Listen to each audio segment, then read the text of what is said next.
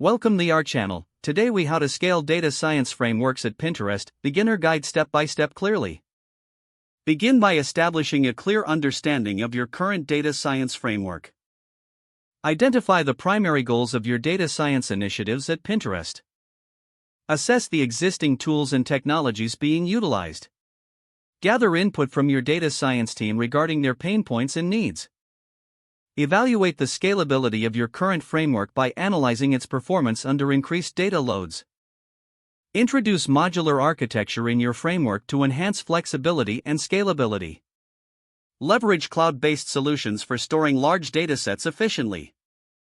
Implement automated workflows to reduce manual intervention and increase productivity. Invest in training sessions for your team to familiarize them with new tools and methodologies. Establish clear documentation for your frameworks to ensure consistency and ease of onboarding. Create a version control system to track changes and manage updates in your framework. Encourage collaboration across teams to share insights and best practices. Monitor system performance continuously to identify bottlenecks or areas for improvement.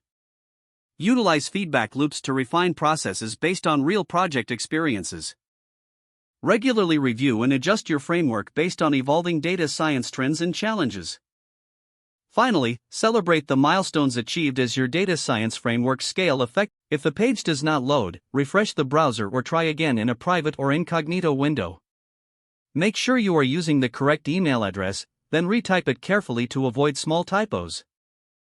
If your password is not accepted, use the reset option and create a new strong password you can remember.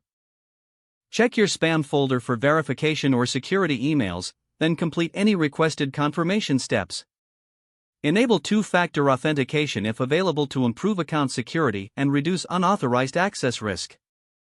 After signing in, review your profile details so your contact information and settings are accurate and current. If you see an error message, note it down and try again after restarting your device and internet connection. Log out when you finish, especially on shared devices, to keep your account and payment information secure. If the page does not load, refresh the browser or try again in a private or incognito window. Make sure you are using the correct email address, then retype it carefully to avoid small typos. If your password is not accepted, use the reset option and create a new strong password you can remember. Check your spam folder for verification or security emails, then complete any requested confirmation steps. Don't forget to like this video and subscribe to our channel for more step-by-step tech guides.